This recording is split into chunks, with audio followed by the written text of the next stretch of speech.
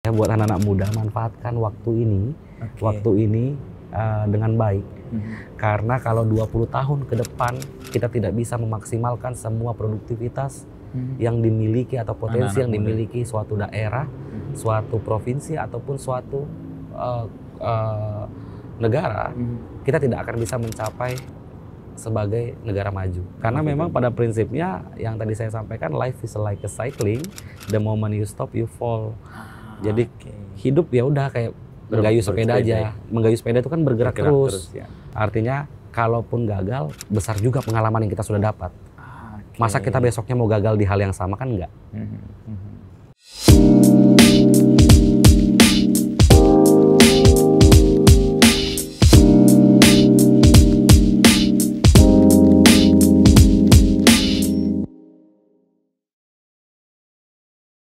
Nah, ngomong-ngomong soal partai, gimana ceritanya Mas Randy punya mimpi dan kemudian terjun ke dunia politik?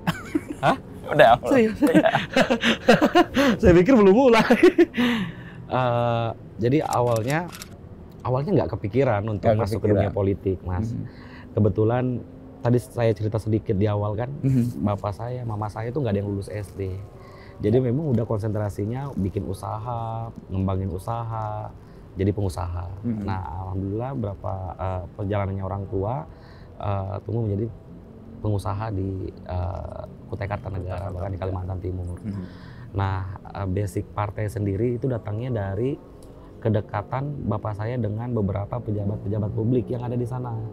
Jadi bapak saya dekat dengan almarhum Pak Sokani yang dulu Bupati Kutai Kartanegara. Begitu lari ke anaknya, dekat juga sama Ibu Rita Widiasari, bapak saya. Pada saat Pak Sokani itu orang tua saya diminta untuk udah anaknya maju dong sebagai calon legislatif.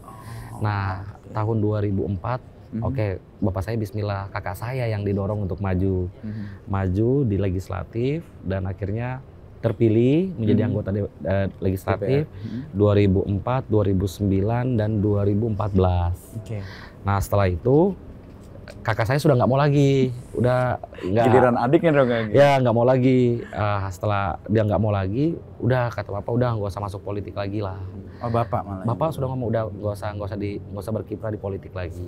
Nah, sampai akhirnya tahun 2018 setelah saya pulang dari Australia kemarin kuliah 2012 saya sudah di Indonesia sampai 2018 itu saya tumbuh menjadi pengusaha di sana, Mas. Jadi buka usaha macam-macam lah. Bidang jasa, ada bidang perikanan, ada bidang budidaya. Nah, artinya akhirnya berkembang menjadi seorang pengusaha. Saya nggak pengusaha waktu itu, mudah karena berpenghasilan. DNA-nya sebenarnya pengusaha. DNA-nya memang kuliahnya juga jurusan bisnis kan, bisnis manajemen, banking finance, semua berkaitan dengan ekonomi kan waktu itu. Nah, akhirnya maju, belum memutuskan untuk maju menjadi pengusaha. Kakak nggak mau lagi maju untuk pemilihan 2019. Nah, tapi memang waktu tahun 2019 itu ada perdebatan sebenarnya. Kalau bapak saya nggak mau saya maju. Karena menurut bapak saya kalau saya maju nggak ada yang meneruskan usahanya, dan usaha saya yang sudah saya bangun itu pasti terbengkalai. Itu pertimbangannya di sana. Tapi mama saya waktu itu mendukung. Mama saya mendukung dan beberapa keluarga saya itu ikut mendukung. Jadi dukungan ini datang dari kalau keluarga datang dari mama yang utama, terus datang dari circle lah, sekeliling itu mendukung semua. Udah maju, karena mungkin mereka melihat oh ini bisa beda sama kakaknya, mungkin ada hal yang bisa dilihat sedikit berbeda. Nah, akhirnya dan kebetulan, Mas, cerita flashback sedikit bahwa dari saya SMP, SMA, kuliah itu ketika ada yang tanya cita-cita jadi apa kan biasa tuh kan di sekolah itu kan ya, cita-cita jadi apa, selalu jawaban jadi bupati. Itu selalu terlontar. Itu selalu terlontar dan tertanam di benak teman-teman saya. Jadi pada saat saya waktu dilantik jadi wakil bupati, selamat ya Ces, mimpimu, cita-citamu terwujud, dan itu enggak 1-2 orang, itu lebih dari 10 orang yang mengucapkan itu, yang mengingat bahwa saya pernah ngomong cita-citanya mau jadi bupati atau ya eksekutif lah. Nah, akhirnya 2019 itu sepakatlah bapak ngomong ya udah terserah kamu aja, terserah kamu aja. Akhirnya maju menjadi anggota DPRD, calon anggota DPRD, terpilih waktu itu, terpilih menjadi anggota DPRD dengan suara lumayan besar, bahkan terbesar waktu itu di Kalimantan Timur untuk kabupaten, dan hitungnya termuda juga. Termuda juga, termuda. Saya usia 26 tahun. 26 kayaknya dilantik menjadi anggota DPRD dan diberikan amanat waktu itu menjadi ketua fraksi sekaligus ketua komisi 2 di DPRD Kabupaten Kutai Kartanegara. 2 itu ekonomi ya yang diurusi. Ekonomi, semua ekonomi, berkaitan dengan ekonomi lah. Setelah itu 2019 itu sudah mulai, pasca dilantik itu sudah mulai selentingan untuk pilkada 2020 itu sudah mulai muncul. Selentingan pilkada 2020 muncul.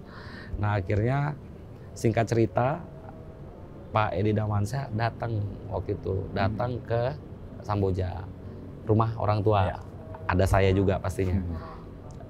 Mengajak untuk berpasangan. Kalau biasanya istilah itu orang melamar lah ya, melamar untuk berpasangan kan gitu.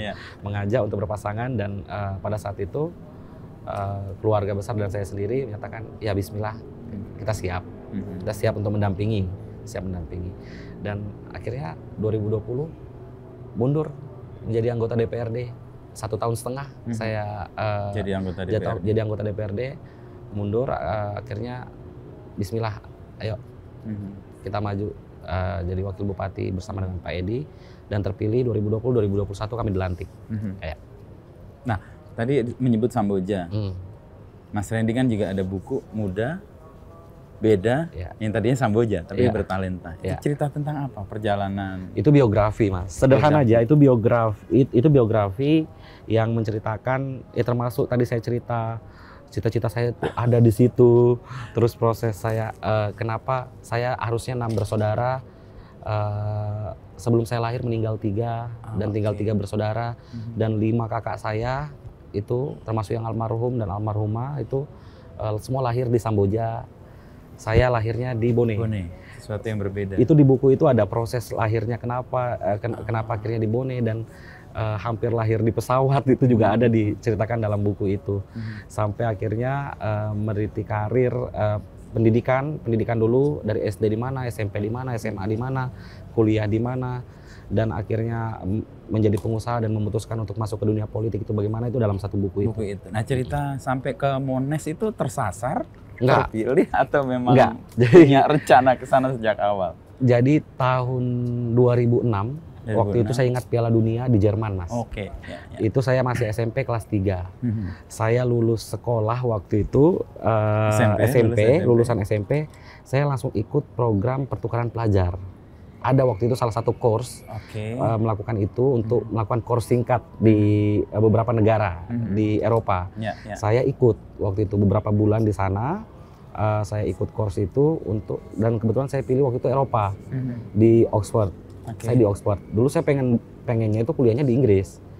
Nah akhirnya saya deh, mumpung ada course ini saya pilihnya di sana dulu biar saya bisa lihat tempatnya dulu sebelum saya memutuskan harus ke sana. Untuk kuliah penuh di sana. Akhirnya saya milih Oxford waktu itu beberapa bulan di Oxford. Setelah itu ke Belgia, setelah itu ke Prancis, setelah itu ke Belanda. Akhirnya pulang. Jadi saya ketinggalan beberapa bulan sekolah SMA-nya. Tapi sudah didaftarkan. Saya mendaftar di SMA 5 Balikpapan. Yang sebelumnya SMP swasta, Patra Dharma 2 namanya, punya Pertamina di Balikpapan.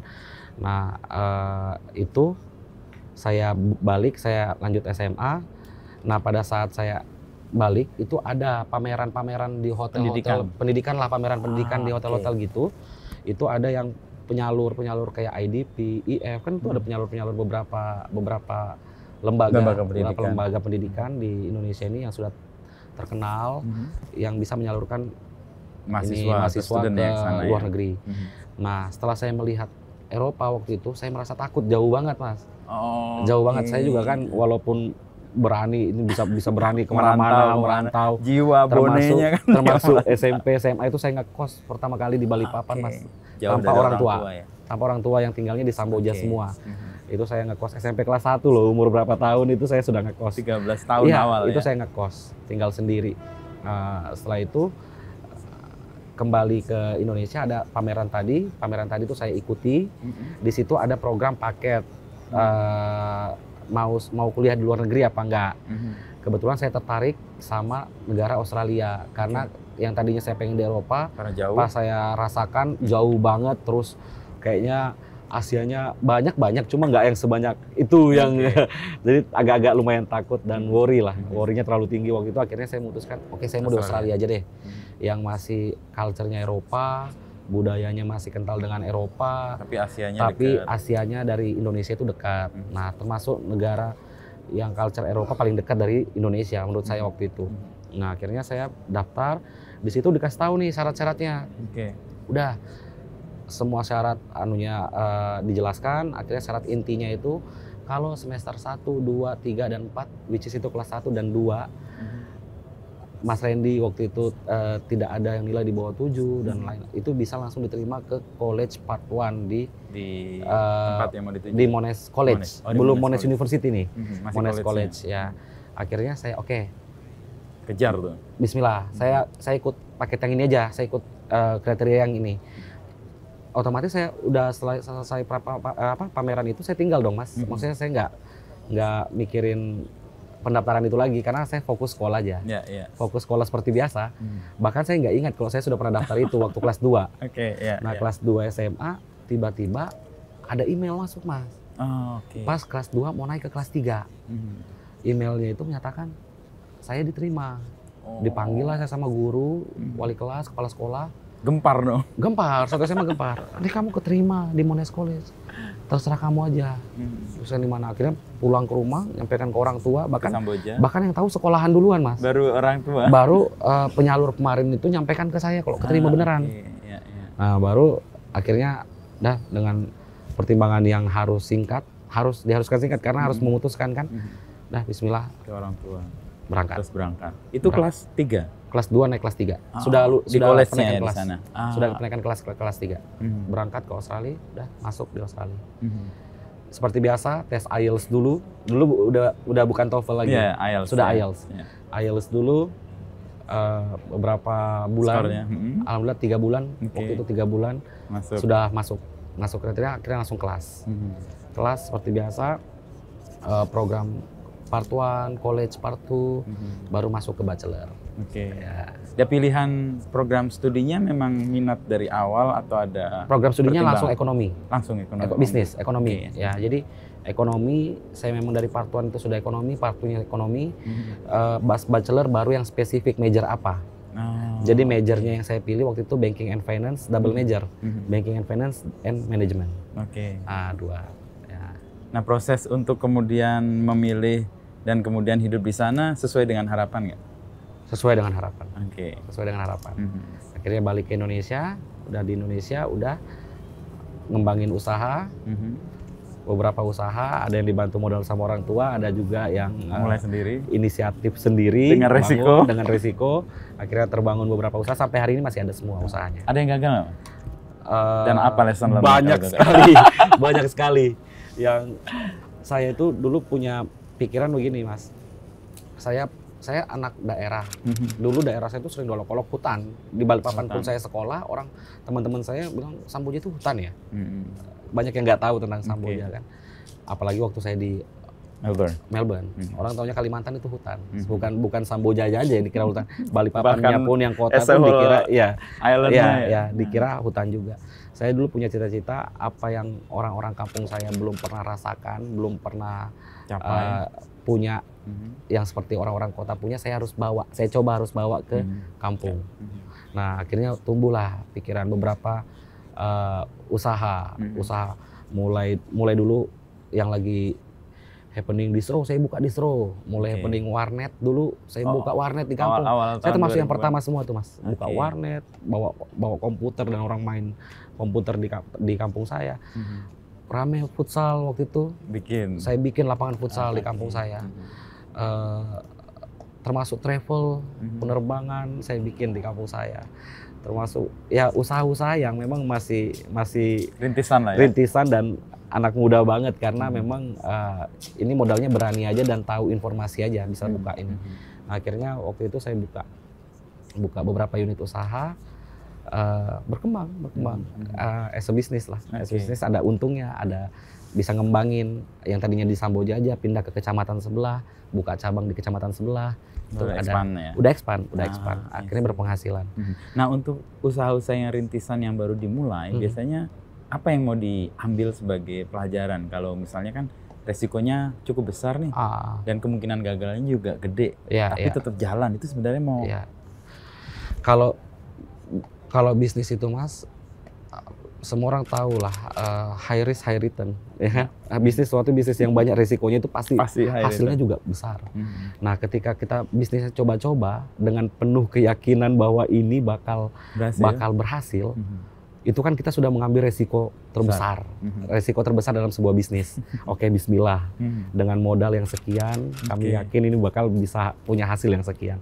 Nah, itu yang selalu saya tanamkan ketika saya mau buka satu usaha-usaha baru. Nah, akhirnya nggak semua sesuai ekspektasi, ada yang berhasil, ada yang enggak. Nah, tapi itulah perjalanan dari sebuah bisnis kan. Nah, alhamdulillah sampai hari ini sudah banyak juga yang BEP, sudah banyak juga yang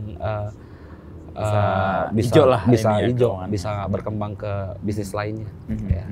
Dan ini kan jadi modal selain untuk bisnisnya sendiri, tapi juga pengembangan saya pribadi, Mas. Saya betul-betul terbantukan dengan langkah-langkah yang saya lalui.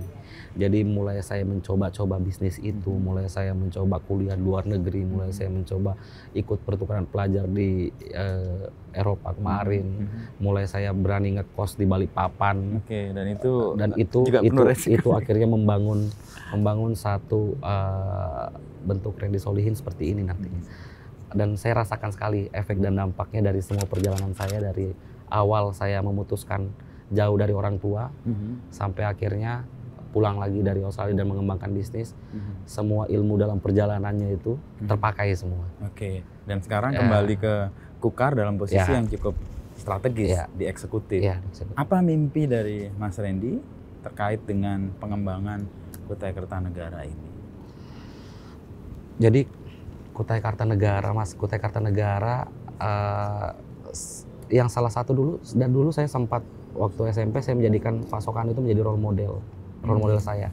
Sebenarnya role model saya itu orang tua saya sendiri, bapak saya yang saya lihat struggle dari bekerja keras, ketika bekerja punya prinsip-prinsip yang dia selalu tanamkan, termasuk anak-anaknya jujur, tekun. Nah, itu saya lihat ada di sosok Pak Sokani juga waktu itu, sehingga saya punya cita-cita mau jadi bupati waktu itu sebenarnya terinspirasi dari melihat sosok Pak Sokani yang begitu dicintai oleh rakyatnya waktu itu.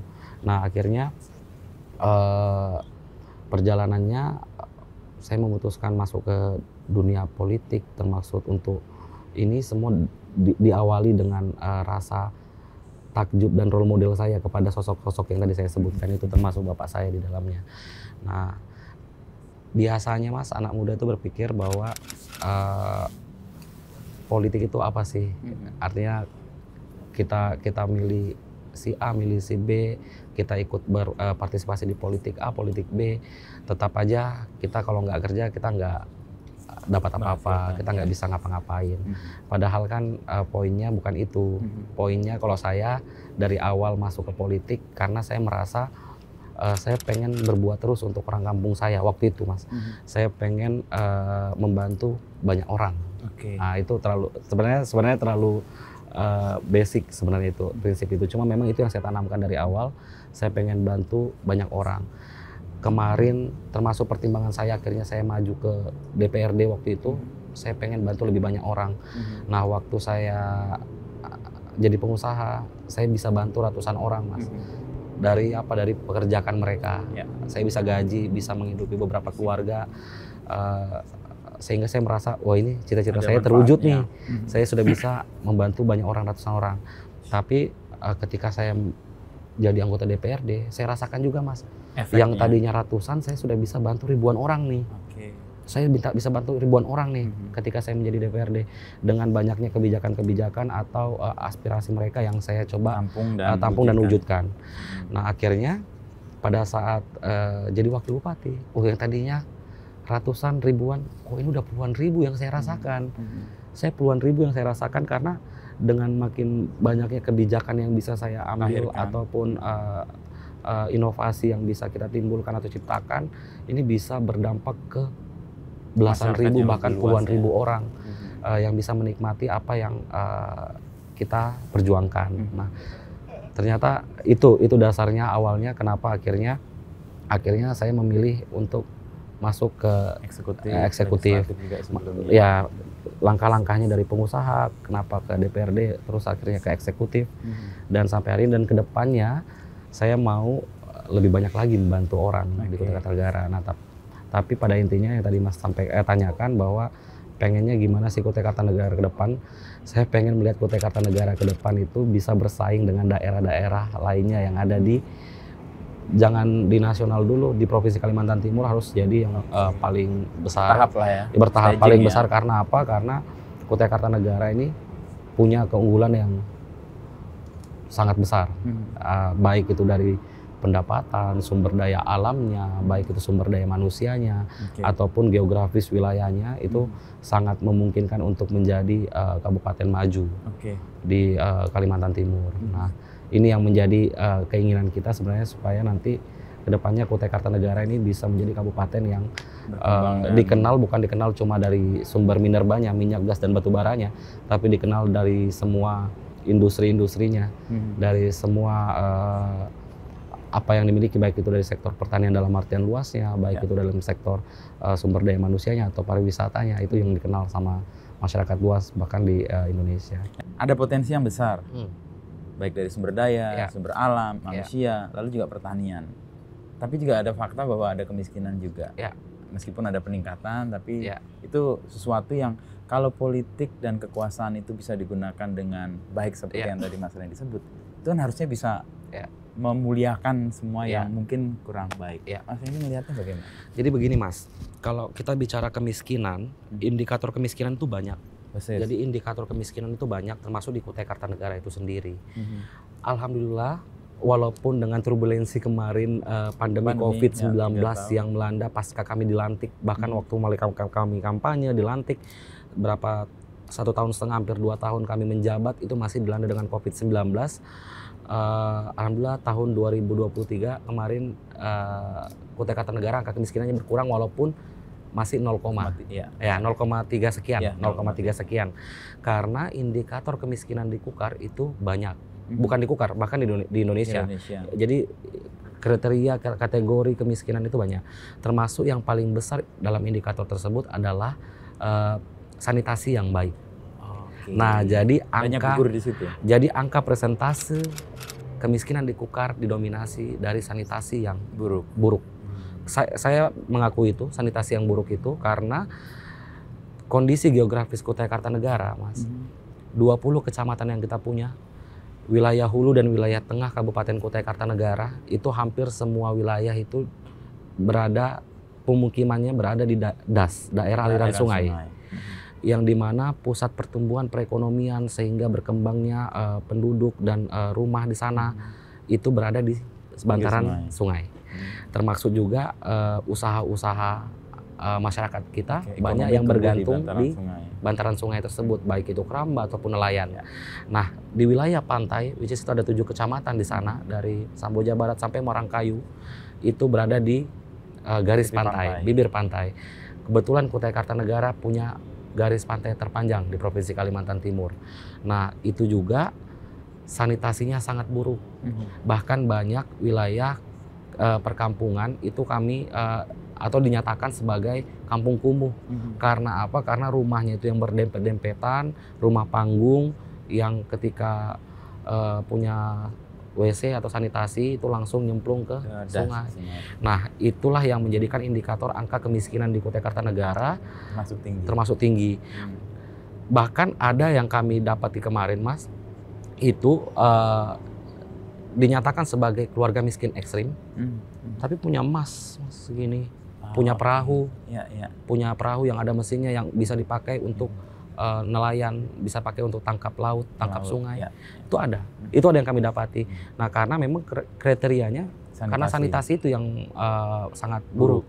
Nah, sehingga langkah yang kami lakukan, terobosannya dari tahun 2021, 2022, 2023 itu rumah tidak layak huni, RTLH itu yang menjadi faktor utama yang harus kita selesaikan dulu. Karena kurang lebih ada 3.000 lebih keluarga miskin ekstrim di Kutai Kartanegara, prasejahtera yang sifatnya ekstrim banget, itu ada 3.000 lebih, itu yang kondisi rumahnya tidak layak huni. Nah, artinya ini rumah secara keseluruhan, kita belum bicara sanitasi. Nah, itu yang kami lakukan, dan tahun 2023 kemarin ada 600 rumah, yang 680 rumah atau 630 rumah kalau tidak salah, yang dibedah, sudah selesai dibedah, dan 2024 kami targetkan 1.000 rumah. Kalau bisa lebih nanti sampai akhir tahun ini, itu rumah yang kita bedah. Termasuk sanitasinya. Termasuk itu rumah secara keseluruhan. Termasuk sanitasinya dalamnya. Nah, khusus sanitasi juga ada. Jadi di bawah dinas Perkim itu kami ada program untuk rehab khusus sanitasi, khusus wilayah Kampung Kumuh, wilayah bantaran sungai, wilayah bibir pantai, pesisir pantai. Itu ada yang sebagian besar kami lakukan bedah WC-nya, sanitasinya, agar ya itu tadi yang tadi masuk kategori miskin ekstrim sudah tidak masuk di miskin ekstrim lagi. Mungkin masih keluarga prasejahtera, tapi minimal sudah tidak di ekstrim, sudah naik satu tingkat. Nah, itu yang ada di Kutai Kartanegara. Karena luasan Kutai Kartanegara itu sangat luas, 27.000 km persegi. Kalau dibandingkan dengan Jakarta, kita 40 kali lebih besar. DKI Jakarta nih, Mas.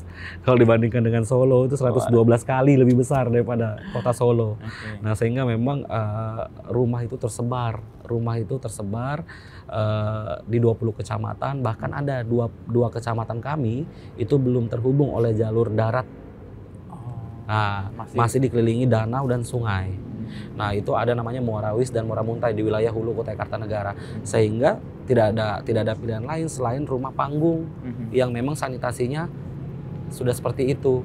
Karena memang ini sudah jadi budaya kehidupan masyarakat di wilayah pemukiman yang rumah panggung yang di bawahnya sungai itu seperti itu. Nah, makanya langkah baik itu edukasi ataupun langkah penyelesaian itu terus kami genjot dari dinas-dinas terkait. Nah, itu udah berjalan nih, Mas. Udah berjalan.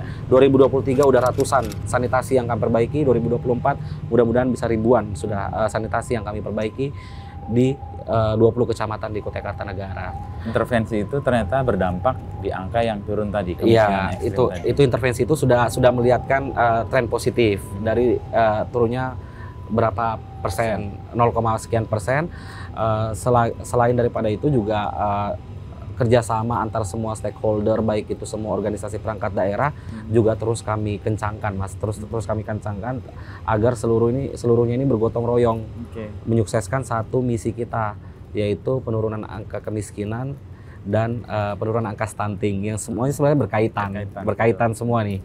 Berkaitan. Jadi selintas OPD ini semua bergotong royong. Dinas PU itu bangun termasuk bangun jalan, jembatan yang berkaitan dengan peningkatan perekonomian warga-warga prasejahtera ini. Iya, dinas Perkim ini bangun sanitasi, terus Disnaker juga memberikan pelatihan dan bimbingan teknis terkait dengan job fair, job market yang ada di Kutai Kartanegara, menghimpun seluruh perusahaan-perusahaan besar agar memberdayakan lokal. Itu terus kami galakkan di Kutai Kartanegara. Jadi semua OPD ini bekerja sama untuk menyukseskan satu program itu. Ya. Kemiskinan dalam hal ini sanitasi sama stunting. Tadi, ya. Nah, terkait dengan pertanian dalam artian luas tadi Mas sampaikan bahwa Kutai Kartanegara menyambut Ibu Kota Nusantara akan hadir tahun ini 2024 akan hadir di wilayah Kalimantan Timur. Kami menjadi mitra, bukan penyangga. Apa bedanya, Mas Randy, mitra dan penyangga? Ini pilihan saya, ideologis ya. Jadi kalau versi kami tidak mau menjadi penyangga yang hanya menyangga Ibu Kota Nusantara tanpa bisa merasakan efek langsung dari pembangunan Ibu Kota Nusantara itu sendiri. Ketika kami menjadi mitra, kami harus bisa merasakan kesetaraan pembangunan. Jadi yang dibangun IKN, mitranya juga terbangun. Infrastruktur jalan, kami masih punya PR besar, Mas. Infrastruktur jalan di Kutai Kartanegara masih jalan kabupaten, jalan desa itu masih dibutuhkan dana. Tahun 2022 akhir itu pernah ada studi kami menghitung bahwa masih perlu 44 triliun untuk membuat infrastruktur jalan. Seluruh jalan Kutai Kartanegara. Ini kita bicara jalan kabupaten aja ya. Semua mulus. Sedangkan kekuatan hari ini di Kutai Kartanegara kita punya 13 triliun walaupun itu sudah sangat besar, tapi kan tidak mungkin untuk bangun jalan dan jembatan semua. Ada sektor pendidikan, ada sektor kesehatan, ada sektor perikanan, pertanian yang harus dikembangkan, yang harus terus diberikan porsinya masing-masing sesuai mandatory spending yang sudah ditetapkan.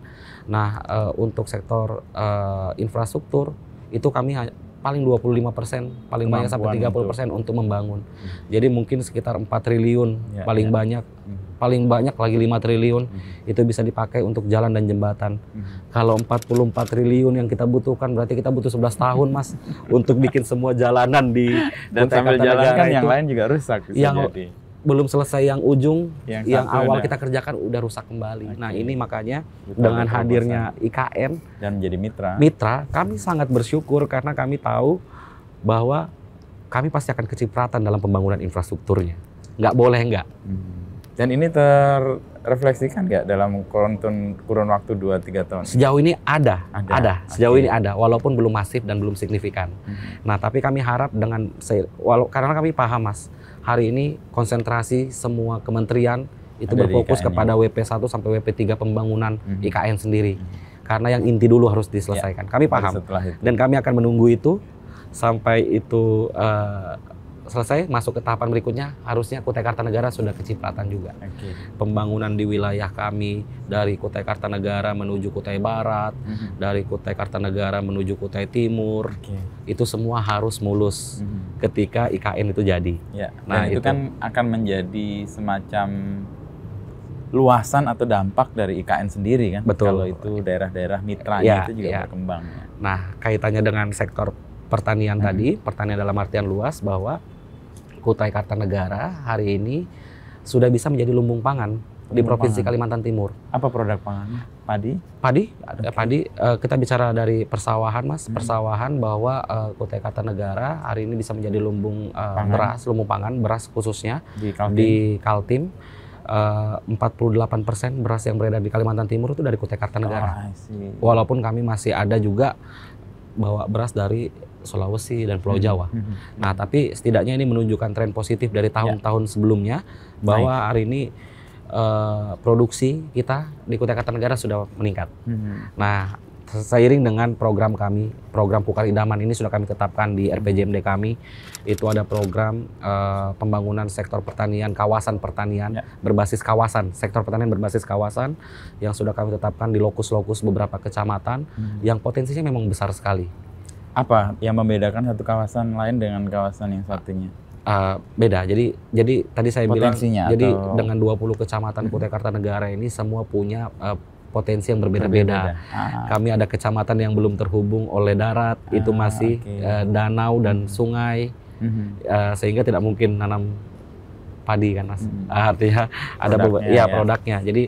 Jadi ada beberapa kecamatan yang unggul untuk sektor pertanian, persawahan, ada yang unggul di perkebunan, ada yang unggul di peternakan ataupun budidaya, itu ada.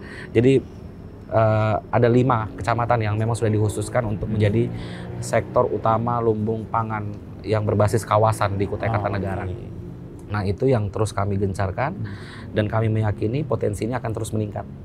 Seiring dengan memang pertanian dalam artian luas, Kutai Kartanegara kalau persawahan beras tadi sudah bisa menyumbang 48% dari yang ada di Kalimantan Timur. Untuk sektor perikanan, kami juga sangat unggul. Kita Kutai Kartanegara punya nelayan terbanyak di Kalimantan Timur. Kutai Kartanegara punya garis pantai terpanjang di Kalimantan Timur, sehingga sumber perikanannya itu sangat tinggi. Sumber dayanya kuat, baik itu yang tangkap laut ataupun yang tangkap sungai. Tangkap sungai. Karena kami belasan kecamatan itu berada di sepanjang Sungai Mahakam. Sehingga tangkap sungai itu menjadi sektor perikanan yang unggul juga di Kutai Kartanegara, ataupun sektor budidaya. Budidaya itu banyak juga, budidaya darat ada, budidaya keramba yang di bantaran pinggir sungai. Kalau Mas pernah ke Kutai Kartanegara, di Kecamatan Lokulu atau dari Jembatan Tenggarong itu kelihatan kok ada kayak keramba-keramba itu. dari ya itu budidaya air tawar, budidaya sungai. air tawar sungai. Itu yang ada di sepanjang Sungai Mahakam dan sepanjang kecamatan yang ada di bantaran sungai di Kutai Kartanegara. Nah, ini kami yakini juga Mas, ini juga bisa terus meningkat seiring dengan nanti kan bakal banyak banget nih manusia yang ada di IKN khususnya di Kutai Kartanegara yang terdampak. Otomatis kebutuhan pangan ini menjadi PR, menjadi PR. Dan kalau dari beras tadi kami masih bawa dari Sulawesi dan Jawa, seiring dengan terus meningkatnya produksi di Kutai Kartanegara, kalau ikan kami sudah bisa garansi Mas nggak perlu bawa dari Jawa. Kutai Kartanegara sanggup untuk menyediakan sumber daya protein khususnya ikan ini, itu bisa untuk Ibu Kota Nusantara, sudah siap. Ya. Ini yang Mas Randy hadapi kan hal-hal yang real, dibutuhkan, dan umumnya masyarakat lokal yang mengembangkan. Saya cuma bayangin dulu kuliahnya kan banking dan ekonomi Saya besar dari keluarga nelayan Mas. Itu ya. Pak Bupati kebetulan besar dari keluarga petani. Jadi orang tua Pak Bupati itu seorang petani. Pak Edi ya? Iya, Pak Edi Damansyah. Orang tua saya nelayan murni.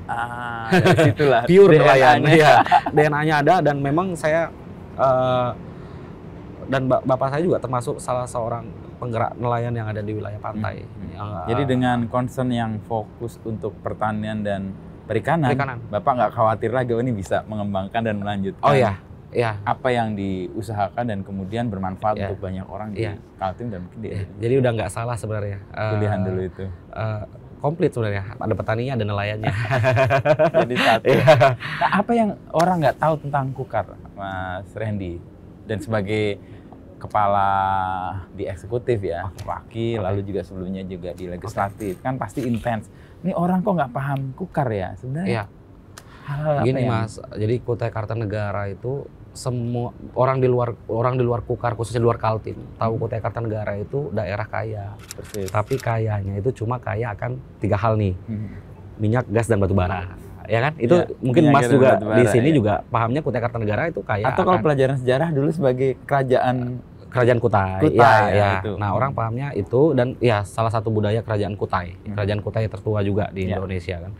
Nah, banyak hal yang tidak ditahu termasuk tadi dalam sektor pertaniannya. Saya di baru ternyata 48% penyumbang beras di Kalimantan Timur Jadi Kutai Kartanegara itu kaya akan pertanian. Mau wilayah pantai, mau wilayah tengah, mau wilayah hulu, semua ada lumbung pertaniannya. Nah, itu kita belum bicara ke perkebunan yang semua tahu juga potensinya besar, karet, sawit, dan lain sebagainya. Ini kita bicara tadi sawah dan perikanan saja, itu saja 2. Kita di Kalimantan Timur sudah paling unggul sebenarnya untuk di sektor pertanian dalam artian luas. Nah, ini masyarakat luar belum tahu belum paham, dan itu baru saya juga paham betul setelah dijelaskan. Nah, selain daripada tadi sektor migas dan kerajaan Kutai Kartanegara juga punya destinasi pariwisata yang banyak. Kami punya pariwisata di wilayah hulu, tengah, dan pesisir yang semuanya juga indah, termasuk wisata Pela di hulu, itu sudah menang beberapa kali di Atwi kemarin, ditetapkan oleh kementerian, itu kami beberapa kali menang. Terus di tengah itu banyak sekali juga banyak sekali titik-titik usaha, titik-titik pariwisata, termasuk yang eks-tambang dijadikan tempat pariwisata, artinya pemanfaatan tempat-tempat yang non produktif jadi produktif lagi. Termasuk di garis pantai kita punya pantai yang indah. Kalau Kalimantan Timur orang taunya Derawan, orang taunya Derawan di Berau, itu pantainya cuma di sana. Padahal di wilayah pesisir Kutai Kartanegara, mulai dari Samboja, kita punya pantai hutan pinus namanya di Pantai Tanah Merah Samboja. Kita punya pantai-pantai swasta yang memang sudah dikelola dengan baik di beberapa titik di Samboja. Terus di Muara Badak masih wilayah pantai. Itu kita punya juga pantai-pantai di sana, namanya Pantai Panritalopi dan lain sebagainya. Itu yang dikelola oleh Pok Darwis kita. Itu sangat unggul sebenarnya, sudah bisa bersaing lah. Artinya sudah bisa jadi salah satu tempat healing nanti orang-orang IKN datang ke Kaltim, ke Kukar khususnya, sudah punya banyak titik pariwisata, destinasi pariwisata yang nanti harus dikunjungi. Di pertanian, pariwisata itu yang orang nggak paham. Orang nggak paham. Kutai Kartanegara ini bukan hutan saja. Kita punya titik-titik yang wilayah-wilayah indah yang bisa menakjubkan dan bisa memanjakan mata kita. Baik wilayah pegunungannya, wilayah danaunya, wilayah pesisir pantainya, itu kita punya banyak yang unggul, yang bisa bersaing dengan daerah-daerah. Dua itu yang orang salah paham atau nggak pahami. Nggak ngeh. Nah, kalau pariwisata kan sesuatu yang ya ada kekayaan alamnya itu terberi lah alamnya. Tapi untuk meng-create itu apa yang akan dilakukan di Kukar? Jadi banyak sebenarnya. Jadi termasuk penguatan dari sumber daya manusia kami, Pokdarwis kami, pelatihan-pelatihan yang terus kami berikan kepada penyelenggara ataupun pelaku pariwisata itu terkait dengan bagaimana cara melayani wisatawan, hospitality dan lain sebagainya. Itu terus kami berikan di Kutai Kartanegara, termasuk terakhir kami berikan apresiasi, ada pariwisata award untuk destinasi di Kutai Kartanegara. Itu terus kami lakukan supaya bisa memotivasi mereka semua, bisa tumbuh berkembang, bisa bersaing dengan daerah-daerah lain, bisa up to date juga dari sisi teknologi. Artinya pariwisata indah tapi tanpa promosi yang baik, tidak tersampaikan dengan masyarakat luas juga kurang ada artinya, Mas. Jadi tidak dikenal juga. Membantu mereka meng-create konten juga. Nah, kita harus bisa termasuk pengenalan teknologi untuk promosi pariwisata itu terus diberikan, Nah, Kutai Kartanegara kalau pariwisatanya, pariwisata kebudayaan, tadi kalau dari sektor destinasi itu yang jarang ditahu, tapi kalau sektor seni pertunjukan mungkin banyak yang tahu Kutai Kartanegara. Ada Borneo Rocking Fest, Kukar Rocking Fest dulu yang berapa kali udah dilaksanakan, Michael Turok, semua datang, Halloween datang ke Kukar. Ini akan dikembangkan lagi dan akan Ini tetap berlanjut, Mas. Ini tetap berlanjut, cuma kemarin semenjak pasca pandemi COVID-19, tepatnya tahun 2023, kami sudah mulai maraton melakukan itu. Cuma konsepnya yang kami rubah sedikit. Kalau dulu walaupun nanti ini kami akan tetap tumbuhkan lagi, kami harus buat itu lagi untuk mempromosikan Kukar di mata nasional. Kalau sementara ini kami lakukan di setiap kecamatan. Nah, biar bergilir. Yang tujuannya itu ada multiplier efek yang kami harapkan. Yang pertama, UMKM-nya di setiap kecamatan itu bisa tumbuh dan bangkit. Terus anak-anak industri kreatifnya, anak-anak seni budaya, seni pertunjukannya itu bisa punya panggung atau punya wadah di kecamatannya masing-masing. Sehingga yang dulunya itu dilakukan selalu di Tenggarong, di ibu kota kabupaten terus. Ini kami coba melakukan di setiap kecamatan kami sentuh, supaya semua bisa dapat efek yang kami mau. Prinsip keadilan lah ya. Memang juga, jadi sudah 2024 ini kegiatan tersebut yang 2023 kita laksanakan, 2024 akan tetap kami laksanakan. Dan kami juga memastikan pembangunan Kutai Kartanegara yang berkelanjutan di 2024 ini itu semua harus dari bawah. Artinya semua masukan harus dari bawah. Dan seluruh organisasi perangkat daerah harus bisa menerjemahkannya dengan baik, sehingga bisa menjadikan suatu keberhasilan bersama. Nah, jangan lagi seperti dulu-dulu, top down, apa yang dikonsepkan di kantor, diaplikasikan di kecamatan, belum tentu maunya masyarakat itu, belum tentu maunya pelaku industri itu begitu. Nah, sehingga akhirnya nggak sustain juga. Ya, nggak sustain. Sehingga akhirnya sekarang ini semua harus serap dari bawah, bottom up. Buat programnya, coba diaplikasikan. Kita evaluasi bersama, apa yang perlu dirubah di tahun berikutnya kita rubah dan kita perbaiki. Termasuk yang kami gencar lakukan, penguatan industri ekonomi kreatif, Mas, di Kutai Kartanegara. Karena kan ada 19 subsektor bidang di industri ekonomi kreatif, termasuk seni pertunjukan, budaya dan lain-lain, termasuk UMKM. Nah, UMKM ini yang sedang kami lakukan, betul-betul kami konsentrasi terkait beberapa permasalahan yang ada, yang termasuk mereka punya produk tapi nggak bisa mempromosikan, sehingga salah satu langkah event dibuatkan di kecamatan, dia bisa mempromosikan produknya, begitu dikenal sama masyarakat, udah mulai punya nama sedikit dan akhirnya bisa dipublikasikan. Begitupun juga dengan bantuan-bantuan langsung kepada pelaku UMKM. Ini banyak sekali. yang kami berikan bantuan di tahun 2023. Baik itu yang bikin, tahu keripik amplang nggak? Amplang tahu. Yang bikin, kan itu banyak tuh yang pembuat di Kutai Kartanegara banyak sekali Mas. Pantai Hulu itu banyak sekali, Tengah. Jadi mereka yang buat amplang kami kasih perbantuan. Selain pembekalan pelatihan, kami bantu alatnya. Dan ratusan bahkan ribuan penerima manfaat sudah menerima di tahun 2023 kemarin. Dan 2024 itu masih akan kami laksanakan pemberian manfaat kepada pelaku-pelaku UMKM. Termasuk juga bantuan permodalan. Namanya Kukar Kredit Idaman. Kredit Kukar Idaman. Nah ini tanpa agunan, tanpa bunga. Wow. Untuk semua tanpa jaminan, tanpa bunga. Untuk semua pelaku UMKM di Kutai Kartanegara. Jadi mereka bisa ngeklaim, bisa berapa modal yang dibutuhkan, ikuti syarat dan ketentuannya, nggak susah. Itu memang kami akui tahun 2021 awal mulai kami launching ini masih banyak bolong-bolong lah. Masih banyak ininya. Kendalanya. Aturannya terlalu rumit. 2022 kita lakukan evaluasi, 2023 sebenarnya sudah lebih mudah lagi, tapi makin tahun harusnya itu makin mudah. Makin kami sederhanakan. Dan yang menerima manfaat makin besar. Menerima manfaat makin besar. Karena target kami harus bisa menyentuh ribuan bahkan puluhan ribu lah UMKM yang ada di Kutai Kartanegara. Karena betul-betul penopang perekonomian yang paling nyata di depan mata itu pelaku UMKM dan sebagian besar ibu-ibu rumah tangga yang suaminya bekerja di lapangan, nelayan, petani, keluarga rentan atau pekerja rentan, kuliah ataupun perusahaan ya. Untuk ibu-ibunya tetap bisa produktif di rumah dan bisa menjadi tulang punggung keluarga juga. Nah itu yang kami lakukan. Strategi sih memberikan bantuan dalam bentuk permodalan kepada industri yang dikelola oleh ibu-ibu. Biasanya NPL-nya rendah tuh. 80% penerima produk manfaat UMKM kita, bantuan baik itu pelatihan, baik itu permodalan, itu sebagian ibu-ibu. Ibu-ibu rumah tangga.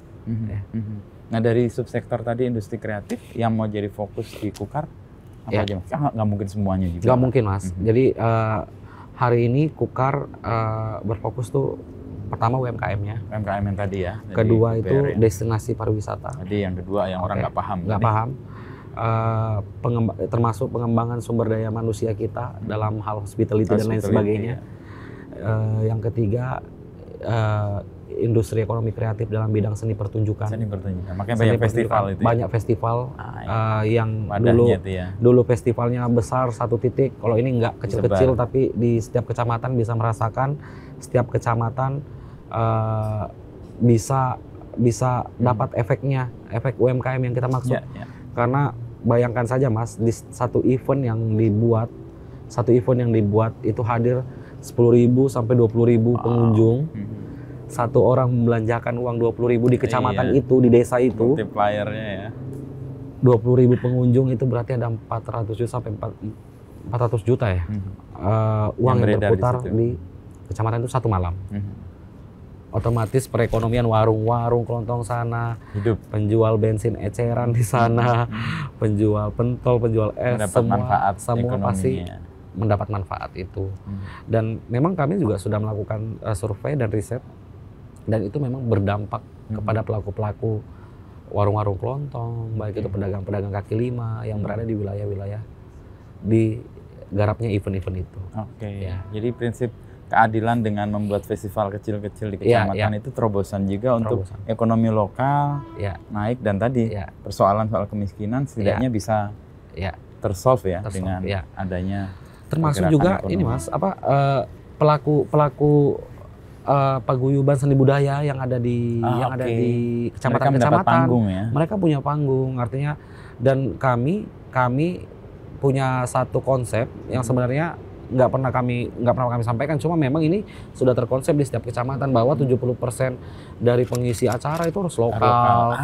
30% boleh satu nasional, dua nasional, tapi mayoritas lokal. Itu kalau di kecamatan-kecamatan. Beda halnya kalau kita punya event tahunan di ibu kota kabupaten, itu boleh nasional karena misinya lain, kan lebih memperkenalkan ke nasional, lebih menunjukkan bahwa Kutai Kartanegara bisa juga nih melaksanakan membuat event-event besar, bersaing dengan kota-kota besar yang ada di Indonesia.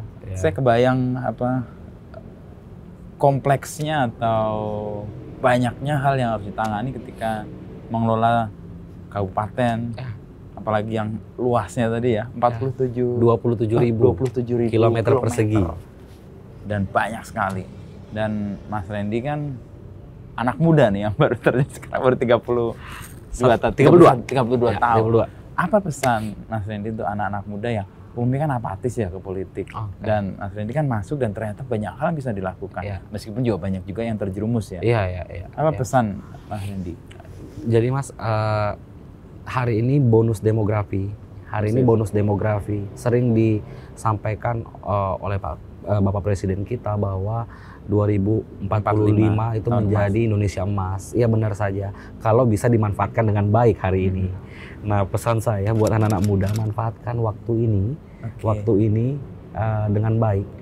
Karena kalau 20 tahun ke depan kita tidak bisa memaksimalkan semua produktivitas yang dimiliki atau potensi yang dimiliki suatu daerah, suatu provinsi ataupun suatu negara, kita tidak akan bisa mencapai sebagai negara maju.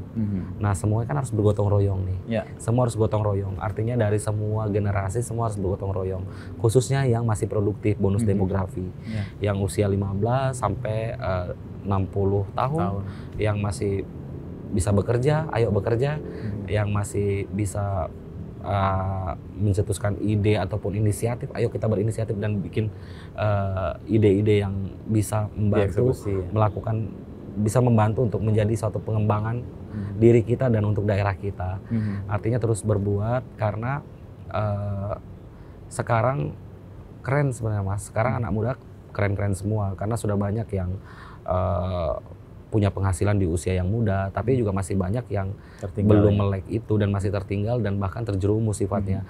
Nah, ini yang harus kita bantu dan kita support untuk membuat Indonesia ini atau Kutai Kartanegara ini, anak-anak mudanya semua punya motivasi untuk berkembang. Nah, kita saling gotong royong, ayo semua bangkit, terus berbuat, terus berinovasi untuk daerah. Jangan pernah diam, karena diam ini yang nggak jadi apa-apa. Lebih baik kalau bergerak, kita berbuat, bergerak, walaupun salah kita bisa bangkit lagi, bisa coba lagi. Yang salah itu yang diam. Jadi kalau bisa terus bergerak, karena yang namanya bergerak pasti ada yang didapat. Kalau tidak dapat hasil yang baik, minimal pengalaman kita punya. Itu kayak filosofi bersepeda tadi. Iya, karena memang pada prinsipnya yang tadi saya sampaikan, life is like a cycling, the moment you stop you fall. Jadi hidup ya udah kayak menggayuh sepeda aja. Menggayuh sepeda itu kan bergerak terus. Nah, ketika kita stop, kita pasti jatuh. Entah ke kiri atau ke kanan. Ya.